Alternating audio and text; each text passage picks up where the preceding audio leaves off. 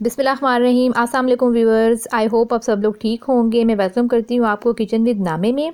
आज जो मैं आपको रेसिपी बनाना बता रही हूँ बहुत ही मज़े की रेसिपी है। जैसे कि आप हलवा पूरी खाने जाते हैं तो उसके साथ जो हलवा मिलता है उसकी रेसिपी मैं आपको बता रही हूँ। जैसे कि आप देख रहे हैं कि मैंने कितना ज़बरदस्त किस्म का बिल्कुल बाज़ारी स्टाइल रेस्टोरेंट स्टाइल का मैंने हलवा बनाया है। इसकी रेसिपी को देखने के लिए हम स्टार्ट करते हैं अपनी रेसिपी को।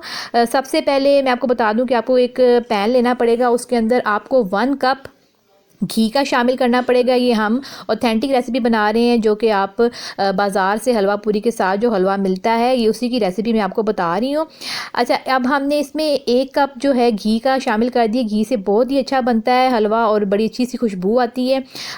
इसके साथ ही मैं इसमें 2 अदद बड़े साइज़ की जो इलायचियाँ हैं, सब्ज़ इलायचियाँ, वो मैं इसमें शामिल करूँगी। घी हमारा गर्म हो चुका हुआ है। अब इसके अंदर मैंने 2 अदद इलायचियाँ इसमें शामिल की हैं और इन इलायचियों को मैं अच्छे तरीके से कड़का लूँगी। जैसे कि आप देख रहे हैं कि हमारी जो इलायची है वो अच्छे तरीके से इसमें पक चुकी हुई हैं। अब इसी के साथ ही मैं इसमें आधा किलो सूजी शामिल कर दूंगी और इस सूजी को हम इसी घी में फ्राई करेंगे, मतलब भून लेंगे इसको अच्छे तरीके से कि इसका जो कलर है, जैसे कि आप देख रहे हैं अभी वाइट कलर है तो इसका कलर जो हमारा ये ब्राउन सा हो जाएगा, लाइट ब्राउन कलर। तो फिर हम इसकी भुनाई को रोक देंगे। अभी आप देख रहे हैं कि इसको मैंने भूनना स्टार्ट कर दिया हुआ है।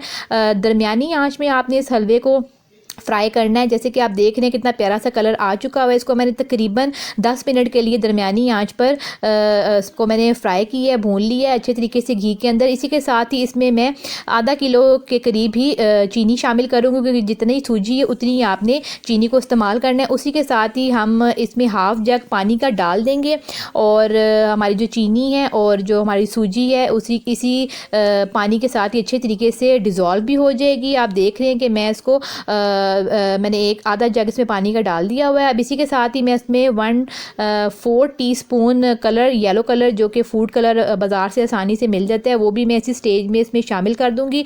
और अब हम हलवे को पकाना शुरू कर देंगे। दरमियानी आंच पे आपने इसको पकाना है ताकि आपका हलवा नीचे से लगने ना पाए क्योंकि इससे बड़ी इसकी जो है ना प्यारी लुक नहीं आती है।